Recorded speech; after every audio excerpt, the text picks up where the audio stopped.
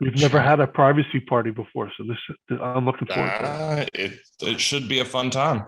it. All right, well, let's get this party started here. So first thing here's me. I'm a VMware V expert on the EUC side and the Citrix CTP, and I go around to a lot of conferences and teach people how to break into VDI deployments and then how to secure VDI deployments. So I'm kind of the yin and yang when it comes to VDI security. So I run around and do that, and that's kind of the normal stuff. And there's old Brian Madden. So my computer career started off when floppies were still floppy, and when computers still had cup holders. So it was fun times. I started working at a call center, putting in floppies that weren't floppy to get ready for Y2K. And then I don't know if anyone on here, if you got your chat, but if anyone here ever got their CNA from Novell, like the old days, like eDirectory awesomeness. It was good stuff. So I got to go to high school and do a work program to do that.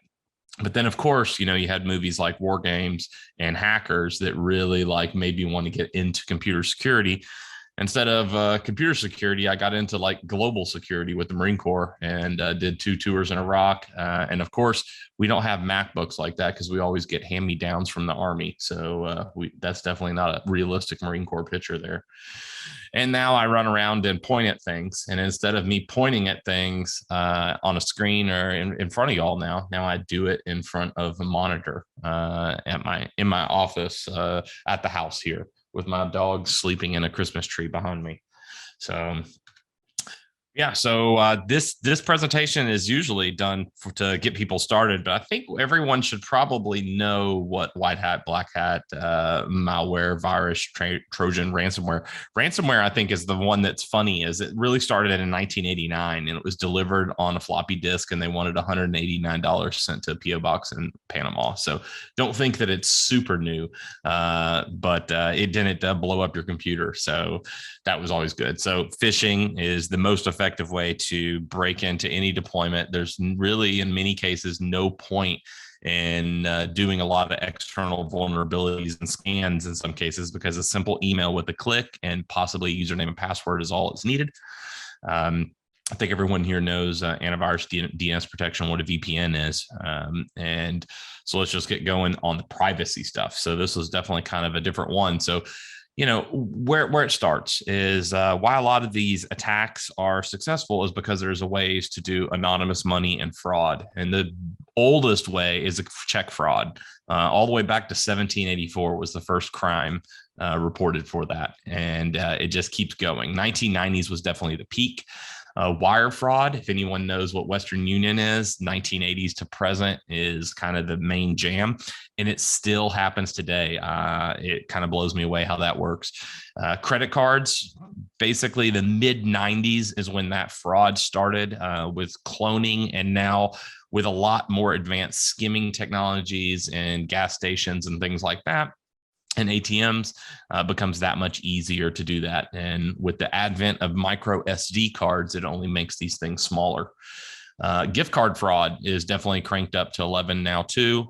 This is a little bit later, but this is the way that if anything ever happens and someone tells you to give you a gift card to pay for something, that should be Danger Will Robinson, that fraud's about to go down. So you definitely don't want to play with that. And then the king of anonymous money is cryptocurrency. Since 2009, when it really started getting a lot popular and growing in different distros, but when you got something that's worth $61,000 a coin to $1 a coin and everything in between, and everybody pushing it. This isn't 100% anonymous money, especially if the attacker is not smart and they don't transfer to multiple wallets instantaneously or sequentially in a very rapid order, because the difference between this and a regular bank is the registers on the internet. So there have been millions of dollars recovered from ransomware attacks because they were able to track it back to the wallet. And the attacker was not smart enough to use one wallet for bad things and one wallet for good things. They used the same wallet to buy other random things. So when we talk about that of anonymous money, we're kind of in a money game, and that's what we're up against. Is the typical security engineer is going to get, make around 100 to 150K a year, depending on where you live, obviously, and exploit and ransomware packages that you can buy are anywhere from $10 to $1,000, and that really depends on how advanced you want it to be, and they're nice and easy to find. So that means that an attacker on a good day, like me at the house or whatever, I can make $500 to $5,000 a day, no problem, sending spam emails and ransoming people's computers. So this can mean that a single attacker can make anywhere from 182,000 to 1.82 million yearly. And so your security team is working against attackers that are making this kind of money. And then especially they team up and come into crime syndicates, because it's a very simple formula. We sends the emails, we makes the money. And that's kind of how all this kind of pans out here. So to that point is 90% of all security breaches originate from email clients or web browsers, right? And this is kind of the typical way that anyone's going to break into anyone's deployment. Recon, it's completely free. There's a list of email addresses that you can go after. And then infection is also free. You're going to click on the thing, especially if I send you something that's, a social engineering attack that's paired with spam and phishing, is I'm going to send you an Amazon gift card or a tracking update or a banking login notification. You're going to click on it. Whether you give me a username and password, I'm still going to be able to collect good stuff on it. The command and control, anywhere from $10 to $1,000 a month, depending on how much stuff you're running and how fancy you're trying to be and how secure you're trying to be. And how do we go from one infection to multiple? That's also free, because there's so many non-patched computers in deployments, and someone will click something. So that makes it nice and easy for us too. And then the extortion can happen. So $100 to Bitcoin. So Bitcoin today is $61,000. So that could be a little painful. And where people get a lot of this stuff and go from this is the dark web. So if you've not heard of the Tor browser, the main thing you need to know is it's not badwebsite.com. It's always going to be randomly generated, basically looking MD5.onion sites. And so what can you do on the dark web? Well, you can buy basically anything illegal you can imagine. So all the drugs, all the software that you need to break into places, all the things you need to do skimming, credit carding, everything in between there. And then you can also buy people's social security numbers, logins. And another really fun one here is if you look at corporate intel and some of the social engineering, that's where you can find, if you have someone's phone number, you can find out where they live or where they're at physically. So you can pay a bounty hunter to legally, illegally, however you want to look at it, run a trace on an IMEI that's associated with a phone number. So, but even the website that sells you all those things has a conscience now and won't sell COVID-19 vaccine test results or vaccination cards. So they can sell you all the legal things you can imagine, but they won't do that. They draw the line there. So I guess that's good. So when we talk about spam and phishing, it's kind of like the Goldilocks to phishing emails. You want to have, if it's coming from a personal source, you need to have a little bit of misspellings in it. It doesn't need to be perfect to make it more realistic. And that also helps many of the spam detection systems go after it too, so that it can go under the radar. So the better it's misspelled at the right amount, the more clicks you will get, which is great. So this is kind of, everyone should be looking at this. Hopefully everyone's familiar, but like if PayPal's emailing you from Outlook.com, that's probably a bad idea.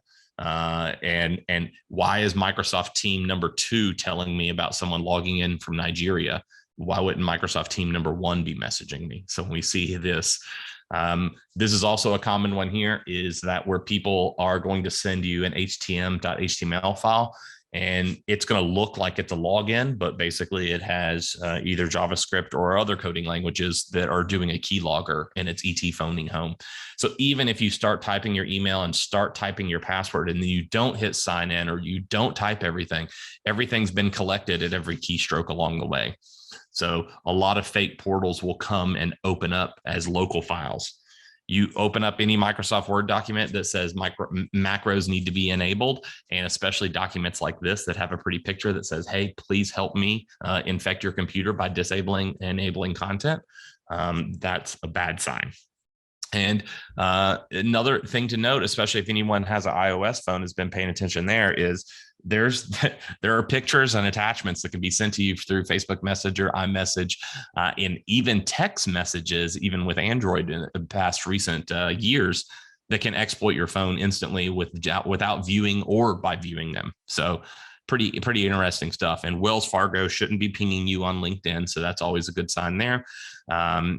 And then depending on what you're doing for phishing for your whole company, you should see that. So another big one here is text message fraud. So if you see messages like this, where they're emailing me and saying, hey, Patrick, you can win some cool AirPods. Yeah, that's danger, Will Robinson. You don't want to be doing that. And if you click these links, they're going to know and collect information about your ISP, your internet, your phone, everything in between there.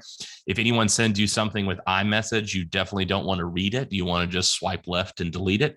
And the more you click on these things and view the things, the more they will be sent to you.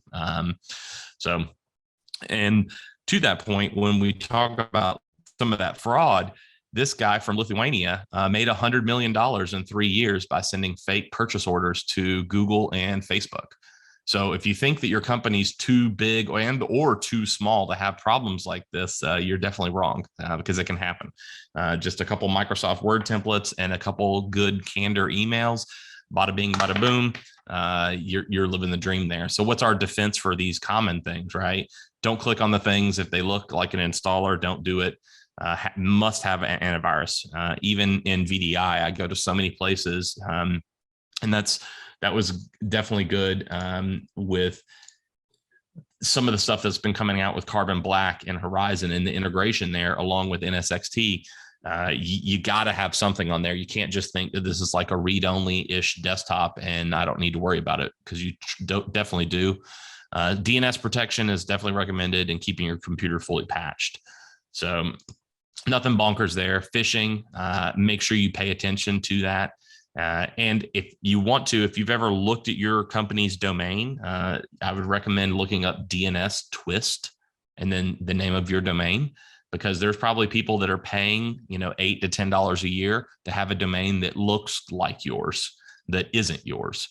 And our next best defense is you got to have unique passwords. You cannot have a password that's used in one place and then repeated and used in multiple others, right? And so what does that kind of mean? A lot of people get riled up about password managers, and it really, there are pros and cons between many solutions, but the main thing is you only should have to ever remember 5 passwords, right? Your password manager, your work computer, your home computer, if you have one anymore, your phone's passcode, and then your phone's cloud if used, right? Everything else should be in the password manager. And then also it's a good practice to put on the calendar yearly, at least, to change the passwords on a regular basis, so that there's not something that's just hanging out forever, because that's always risky. And what have we learned about passwords? Bigger is better, right? The more characters you have, the longer it will take to break it, even without special characters and everything else in between. So if you're an admin right now and you're a domain admin and you're just using a little 10-character password or even a 12-character password, you're definitely doing it wrong. You need to be in that 14 to 15 character for users and 17 to 18 characters for privileged accounts. And what does that mean? We don't need very complicated things. We need passphrases instead of complicated passwords. No one's going to remember that 20-character password below that the password manager is going to use, but we want to make sure and use the biggest password we can per site.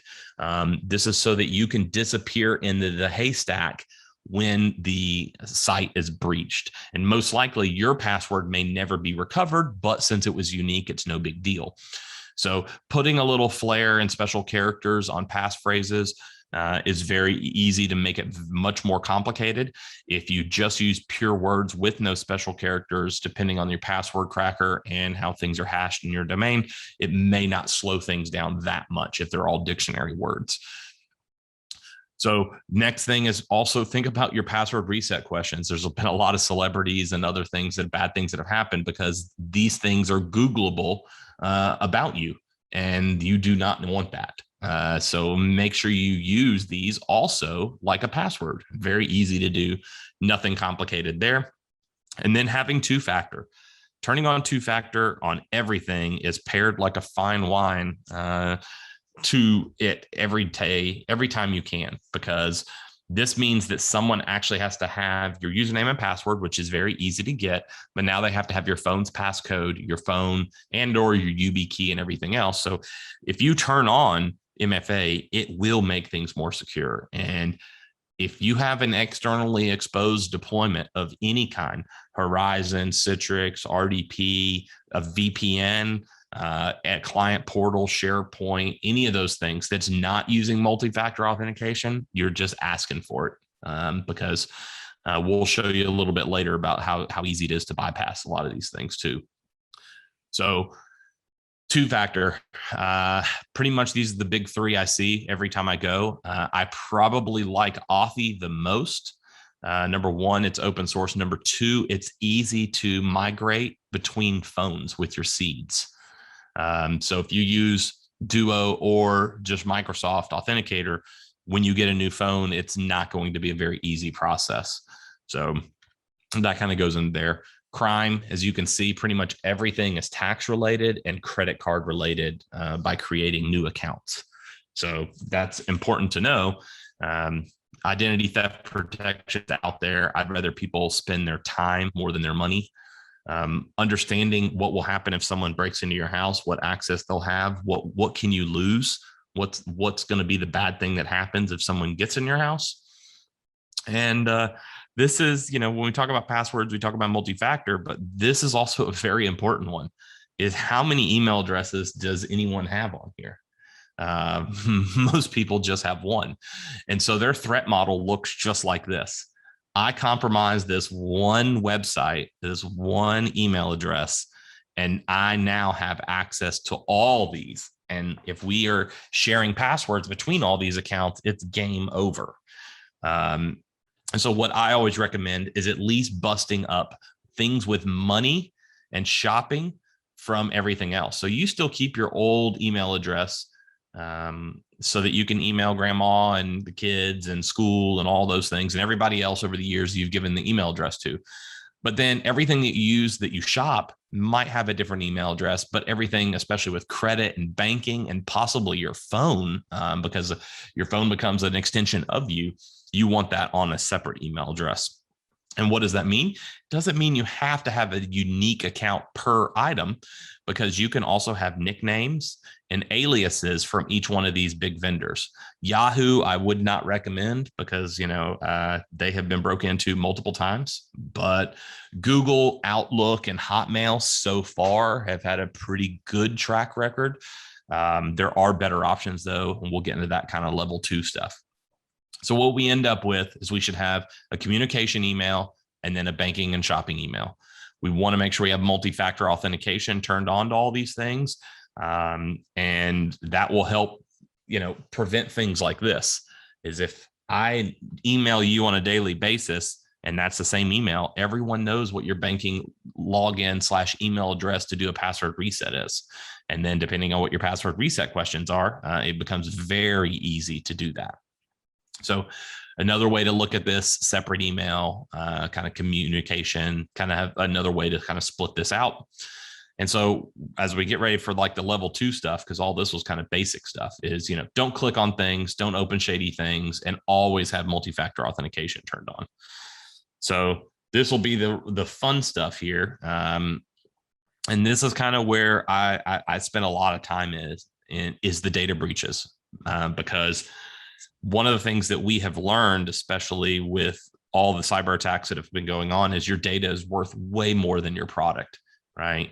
And that's never been worse than now, because your bad password habit you have right now, if you're thinking to yourself, yeah, I do have a couple reused passwords from multiple sites, it's going to hurt even your business eventually. So your users' bad password habits will eventually boomerang back to you as your business, because most people are in at least 5 to 10 breaches. And with 14.4 billion username and passwords, it makes it very easy for me when I'm doing penetration tests and breaking into companies to find someone in here, because almost everybody has shopped at Home Depot, stayed at a Marriott, had credit in the United States, been in the military in the United States, used LinkedIn, bought something on eBay. The list kind of goes on, and it's consistently and constantly growing. So when there's more records than there are people on Earth, there's a very good chance that if you're just relying on usernames and passwords, you are going to have problems. So another real fun thing that's really started last year with COVID is attackers are going to try to start exfiltrating your data before they start the ransom attack. And this has been a really, really interesting thing to see, because what they're doing is they're giving themselves insurance and a way to also make money more than once. So that way they can get paid to not encrypt your stuff or decrypt it, but then they can also threaten blackmail to say, if you don't do this, we will leak this. And this has already happened.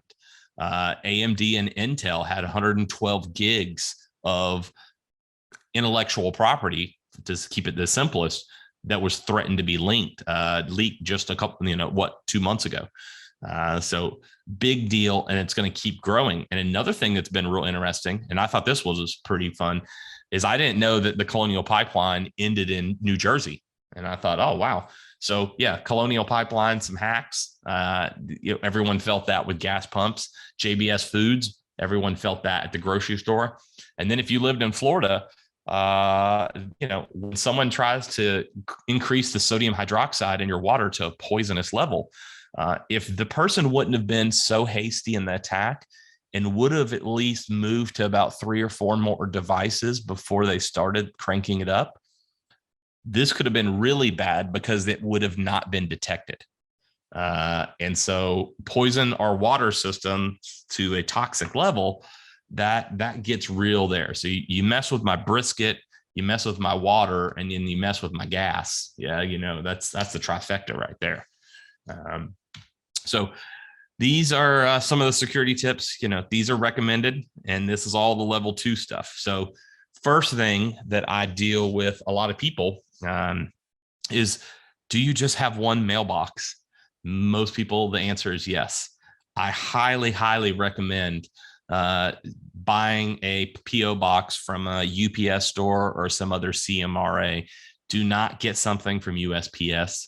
There's way too many limitations, way too many things that cannot be assigned to PO box something, something, something. And one of the things is this is the kind of pirates we're dealing with today, right? They're not attacking us on the ships as much anymore, but they're coming out there to steal your Amazon packages and then from there.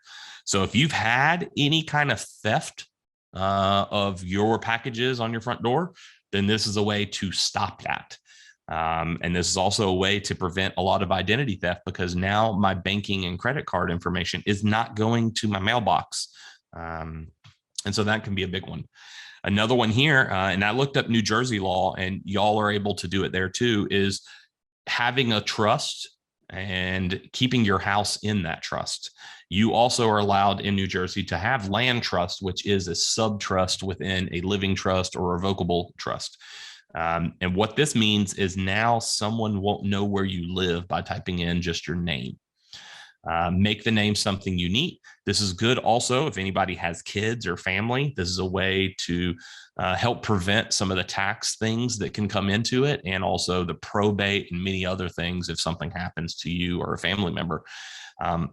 The pro tip on that last bullet there is, once you have made and put your house into a trust, the next thing you want to do is come up with some kind of alias name. You're allowed to have alias names, especially in this identity theft world. You just can't commit crimes in them. So that's kind of the pro tip there.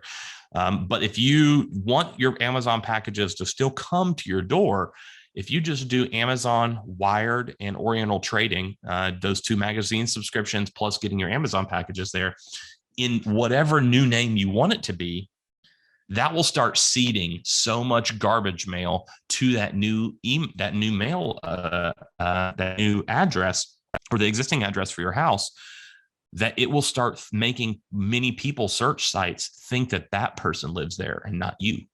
So that's very good. And if you're like me and you're nerdy and you like to buy random things on the internet, the number one rule is don't ever use your debit card. And if you've never heard of privacy.com or MySudo, these are amazing sites that will allow you to make virtual credit cards. So I can make a credit card with a $30 limit and give it to somebody, and it can only be used $30. And I can even make one-time credit cards that are only to specific amounts and or even specific vendors. So that allows me to, when shady website for a random t-shirt I just bought or some Star Wars things that I got, when it gets breached, they don't have my real credit card information. They can't run up and do anything beyond that because I can instantly revoke it, and along with limits and other limitations, it goes from there. And then if you are into the physical card kind of world, you can go down that vanilla gift card road.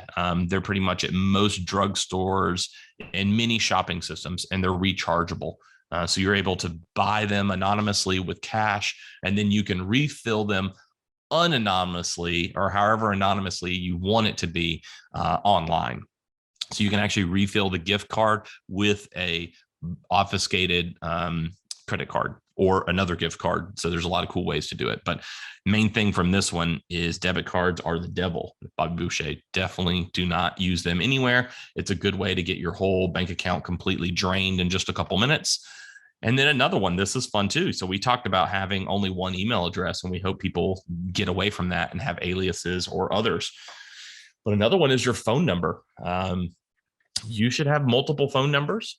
And when you meet maybe new people, you give them this phone number versus your real. Goes back to kind of slide number 3 or 4, where I can pay anyone a little bit of money and find out where you physically are at any time of the day. So, you know, I do a lot of work with some country music people here in Nashville and some CEOs and stuff, where people will and are constantly trying to hunt these people down. That becomes a very big deal.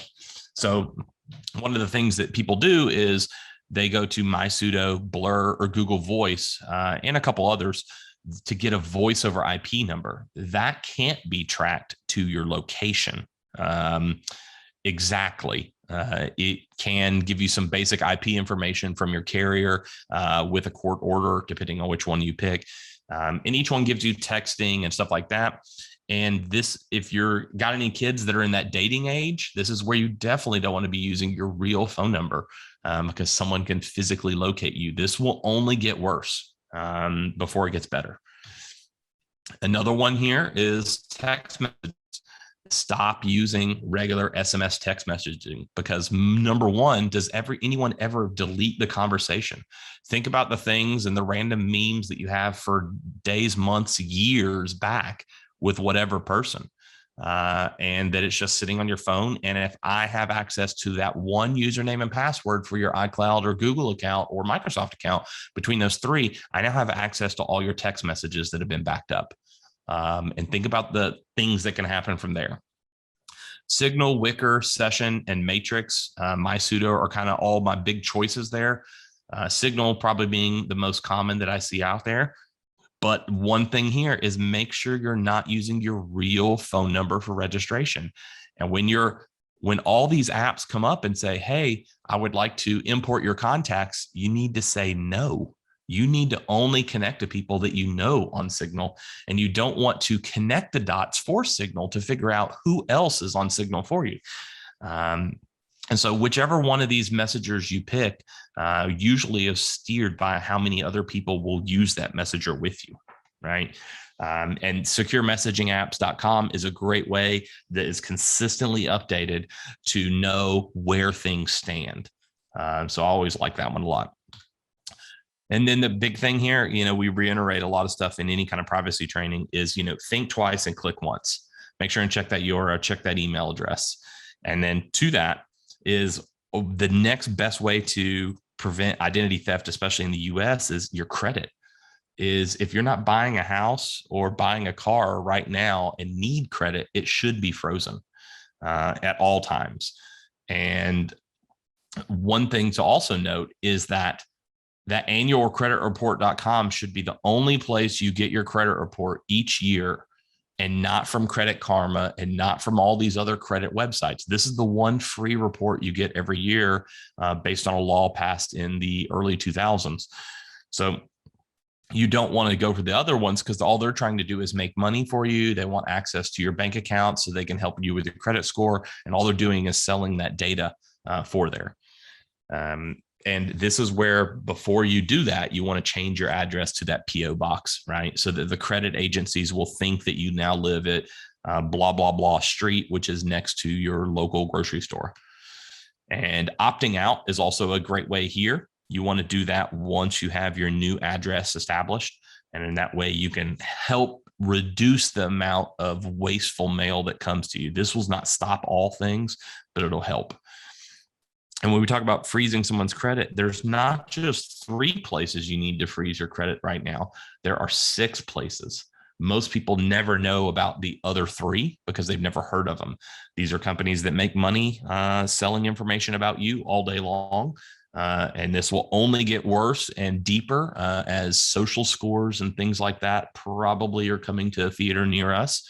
So if we freeze all these things, people can't open accounts with there. If you go buy a car or a house and they're going to run a credit bureau check, you let them run the credit check, but you can ask them which bureau do they use. And they may say, oh, we use Experian.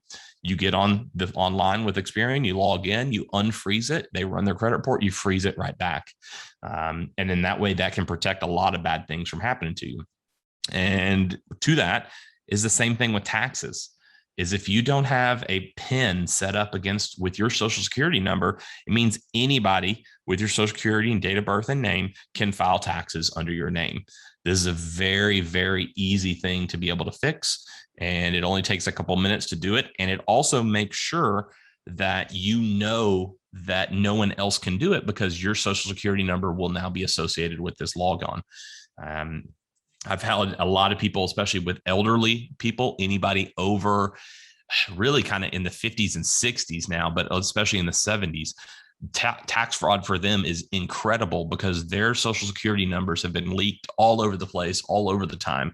And so it's really a lot worse for them. And they might not be as savvy on the computer side or the tax side to really be able to stop or slow these things down. So it's definitely a big one that kind of comes out there.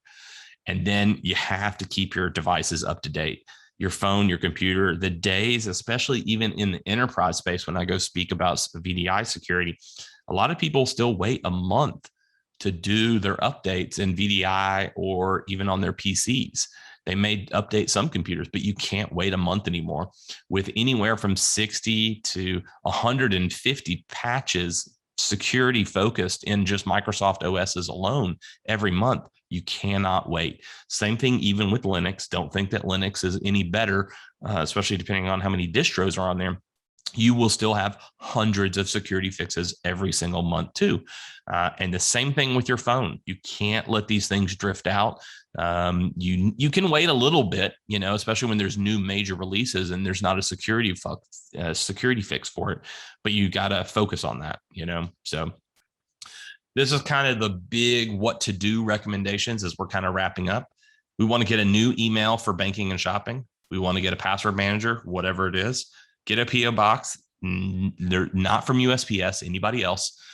Change all your credit cards and banking information to that PO box. Shopping deliveries are nice too, if that works for you. Just like I said, get it near your grocery store. That always isn't helpful so that you can go get groceries and swing by and pick up your random stuff. Opt out of all the pre-screened offers for your old address, and you can even do it for your new address too. You can go ahead and order get a credit report, and that's annualcreditreport.com. Then you freeze your credit, and we're getting our credit report before we freeze to make sure there's nothing shady that we need to fix, right? Some random car loan that says that we're 28 months or 28 years behind. And then we're going to use mass credit cards where applicable. Random shopping is definitely there, and we're never going to use that debit card again. So when I go do assessments on people's houses and properties and lives in general, this is kind of the things that I look at. of how secure is your house, how secure is your mail. And there are cool mail forwarding options, especially in Florida and Montana, where you can get your mail forwarded to these addresses for all those random things, and they will just shred your mail. So you don't even physically have to touch it or mess with it again. So this is good for certain types of things. And being private in this day and age and doing that for free is a lot more complicated than it used to be. And then when we talk about your home and the title of your home, this is where it can have multiple layers too. And when I deal with some of the celebrities, they'll have 3 or 4 layers deep, and each one of those layers is in a different state. And what that means is if someone really wanted to find out where they live, they would have to subpoena 3 or 4 states. And depending on the privacy laws of the LLCs and the trust, you might not still be able to understand who the trustees or the owners are of those businesses. So lots of cool, fun things there. And then from there, kind of the email addresses, I like a couple paid options, which we'll get into. But as before we wrap up here, this is a real fun one. I don't know if anyone here in the chat has seen this before, but this is a real fun way to steal cars these days. And it's because most people, where do you leave your key fob? You most likely leave it on a little hook by the door, leave it against the wall in your bedroom, because that's where your nightstand is. But with me and a friend, and even some other versions of it, one person walks around the edge of the house or goes straight to the front door, and one person walks up to your door of your car and presses the button, and it will relay the key fob signal from inside your house to the car, and they can steal your car without the key and drive off and do all those good things. So we've had that happen to a couple people that I know in this, even my little Nashville area. And this is what it looks like. This is more of a name brand hacker version, but for just a couple $100, you can steal a $10,000 to $1 million car with just those 2 little things and a buddy. So this is where keeping your key fobs in, say, something like this, which is like a Faraday bag, is very important while you have storage, especially your spare keys, but also being cognizant of where your car keys are in your house. If they're in the very center of your house, the likelihood of this attack working is very, very low. But if you put the car keys that you carry in your wallet and your pocketbook and everything else, or in your pants, and you just put those in the middle, but you put your spare keys in your dresser against the wall, then the attack can still be successful. So definitely don't want to do that. This is probably the good one to screenshot here. This is what I recommend for people that are interested in this and wanting to be more secure in their digital lives. Extreme Privacy book from Michael Bazzell. Amazing stuff. Really goes really deep into this, depending on how far you want to. It can become a whole new pastime that you never knew you needed. On the password manager side, LastPass and Bitwarden are kind of my favorite that I see.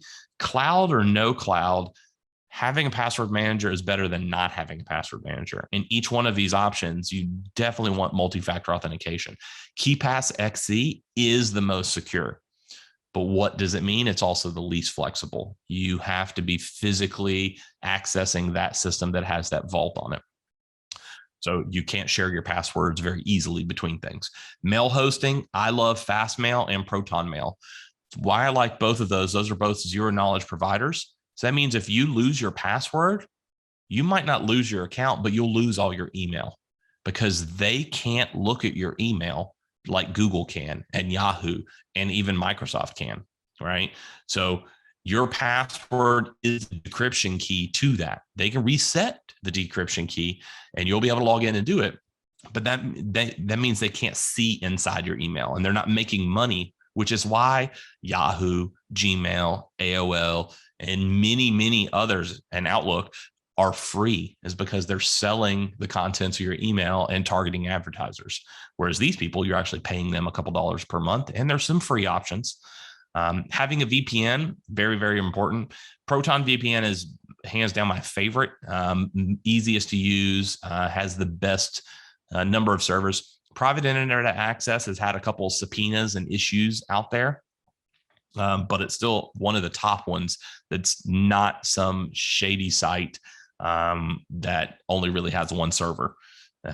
Anonymous purchases, you can use privacy.com or sudo to have those virtual credit cards. Messaging, kind of the same thing. Signal being the thing I see the most. Matrix is really cool. Even if y'all want it in your IT department, you can set up a simple Matrix server with just a real quick VM, and you can have a zero knowledge messaging system within your team, outside of Slack, whatever. So it's all encrypted and no one knows it, and it has expiration dates and all that. VoIP phones, Sudo, and others are out there. Multi-factor, Yubico, highly recommend them. They just came up with some thumbprint, some biometric ones. The key to those when you go to those hardware fobs is making sure you buy more than one. Having a shredder is good too, so that your trash isn't target rich, so that someone has your account numbers and mailing addresses and your banking information. A microphone lock. These are cool things that you can slide into your computer's audio port, lightning port, USB-C and USB micro on your phone, so that if someone ever tapped your phone or your physical device, they will not hear you on the phone or, walking around or doing things in your office. Camera blocks are good too, to make sure if someone remotely enables your camera, they can't see it. And just like I said, at the very bottom there, free does it always equals best. When you pay for something, they give you support, and you know how the business model works. Whereas Google, how do they give you 15 gigs of email for free? It's because they're making money off of you. So I know that's a whole lot. And I think we're we're a little early, because I think it was till 10:15 or 11. Yeah. So I think we're a little early, but no, you're good. The book you're link good. didn't come up. I just bought it for a couple clients not too long ago. Yeah, well, maybe I typed it wrong, but it just dropped me into Amazon. Yeah. I mean, the book's for sale on Amazon. So here, hold on. Bloop. There it is. Yeah, this will be a whole new rabbit hole if you want to get into the game here. And there's the one thing I can say is the hardest part is kind of starting, but you got to start to even get close to finishing. So it's worth putting that time into it. And so these are kind of the main things. If this is the only things you could do, freezing your credit, getting a PO box, getting a password manager, and having multiple email addresses is the best kind of 4 things you can do to prevent someone from stealing your identity and your money, which I've heard is kind of a big deal for most people. So, that's kind of it. If anybody has any questions, I know that's kind of a lot. I do this for a lot of big companies and board of directors and stuff like that. And then I do personal kind of VIP security kind of consulting to make sure that the CEO has their identity protected, along with their wife and kids and the whole kit and caboodle, and come up with plans for them.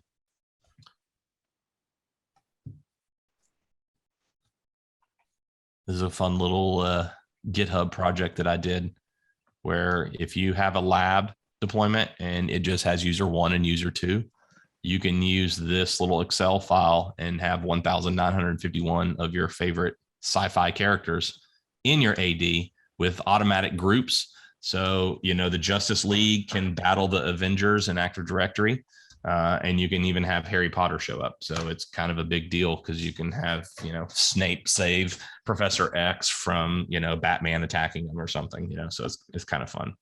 So That's it makes awesome. it maybe a little more exciting. That is awesome.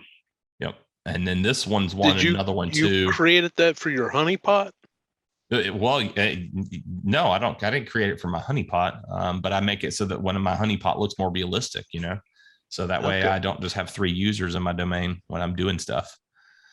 Cool. And this one's a fun one also.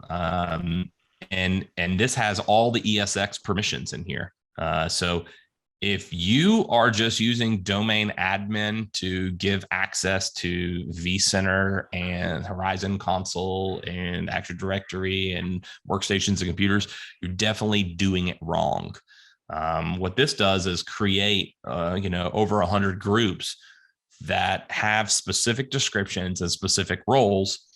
I've still got to finish the blog for it to go with it, but that blog will tell you exactly how to apply each one of these permissions, so that when you do this, if I put someone in AD full admin, they have full control in Active Directory, but they're not a domain admin. They can't log on to every computer in the domain, right?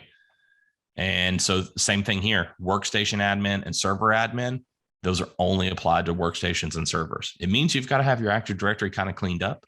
But another thing that I've loved about using this when I go do consulting assignments and remediation work with insecure ADs is creating all the groups for all the default privilege groups. So what this means is if you go look in domain admins in your domain, most likely there's a random service account that was put in there just because that's the easy button. It did not make it the right button. So now you can give those very specific user rights assignments to that user group, to that user, to that service account, without giving them the whole thing, right? So you could be very prescriptive. Or you can spend $150,000 or more dollars with Microsoft professional services and get a red forest stood up. So I find this a little more effective and cost effective to do that. And this one I'm still finishing up. I got a couple more things that I have to do here, but is making a file list of all the known malicious file types that are the lowest risk to turn off, because who remembers that PowerShell used to be monad? And that if you even, and this is even Carbon Black, if you have Carbon Black and you turn off a couple things within its client related to PowerShell and even group policy on the Windows side, you can still run monad scripts in many cases. And that's because it's a legacy file type that doesn't have a lot of protection built in from antivirus vendors or Microsoft itself. So I've seen some really cool ways that people have prevented PowerShell from being ran. And I just changed it from PS1 to MSH1, and I ran the same thing, like literally just renamed the file. So just kind of hack the planet old school style. So that one will be probably in the next couple months here, but just because there's a whole lot of them and the list keeps growing. So I've got to just cut it off and write the blog and then be done with it.